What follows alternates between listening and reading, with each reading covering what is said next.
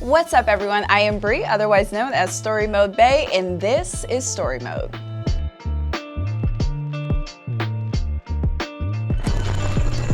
I've been playing video games since the 90s. My very first game that I ever owned was Crash Bandicoot 2, Neo Cortex Strikes Back for the PlayStation 1. Since then, I've played Pokemon, or I've played games on the computer, and I've always had some form of a console or device in my hand. It wasn't until about 2017 where I started looking at people's walkthroughs on YouTube because I'm always lost in video games.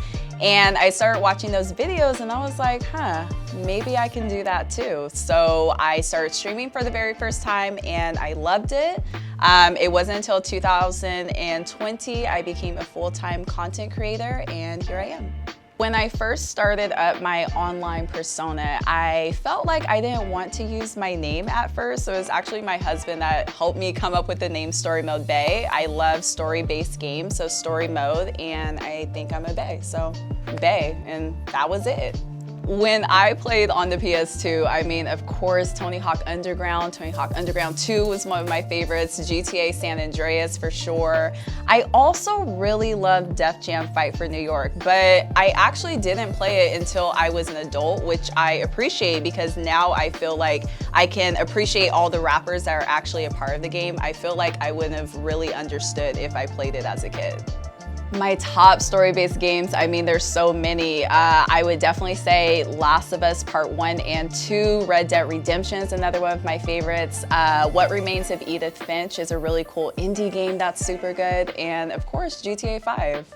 For me, I always love playing story-based games because I like to feel things. I like to experience things, whether it's sadness or being angry or upset that something happened in a game. So that's kind of why I stick with narrative-based games. Some of them are a little bit on the longer side, which personally is not my favorite. I have a short attention span, so I feel like if a game doesn't really capture me in the first 3 hours, I'm not gonna spend 120 hours on the game. I'm just not gonna do it.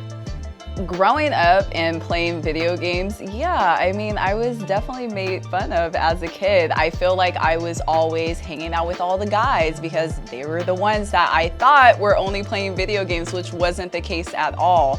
And so being an adult and being a woman in this industry is interesting because even though there's so many women playing video games and killing it, it's still the guys that are trying to push us out and kick us out. And I'm here to stay and I'm not going anywhere.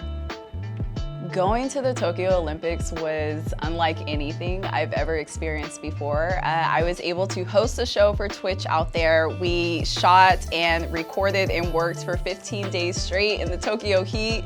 I was able to interview different NBC correspondents and athletes, and it was super cool. And still at the end of it, I can't believe I did that. Like, that was incredible.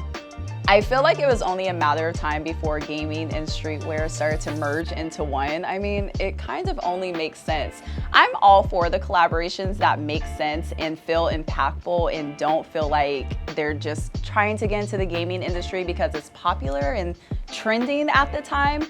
I think one of my favorite collaborations I've seen so far is Puma. I mean, the shoes that they've been putting out are super dope. They've touched on shoes from Sonic and from Nintendo and Super Mario, so I love what they're doing. I think my dream video sneaker collab, because I'm such a huge Grand Theft Auto fan, like I feel like at some point that's going to make sense. I don't know what they would look like per se, I'm not a designer, but that would make sense in my head.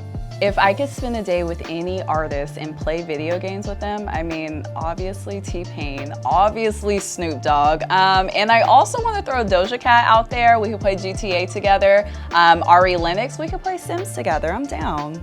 Even though I have, been a part of the gaming industry for the past 4 years now, I definitely have seen some improvement and growth for Black women and people of color in this industry, but we definitely still have a lot of work to do. For me personally, it's me dealing with racism, it's dealing with sexism on top of that, and it's so many people trying to exclude us and keep us out of these spaces. I remember when I first started streaming, and even now it's people coming into my chat and saying like, oh, you're black and you're a girl and you play video games. And yeah, we definitely do this and have been doing it since the beginning of time. As far as my favorite black women that are video game characters, you know, there's not a lot and there needs to be. But you know, there's Lifeline from Apex, there's Clementine and Michonne from The Walking Dead. I just want to see more is all I'm saying. So the Bay Brigade is my community, and I mean, honestly, I wouldn't be here without them. They are so incredibly supportive of me, and I appreciate them so much because they're always going to tell me when I'm doing wrong. I'm not perfect, no one is, and I don't want yes men around me either. So they're always going to hold me accountable, and I appreciate them so much. With this upcoming merch line, which they definitely have been asking for, I kind of envision doing more of a lifestyle type of vision with it. I want something that represents who I am, but also has a really dope message behind it.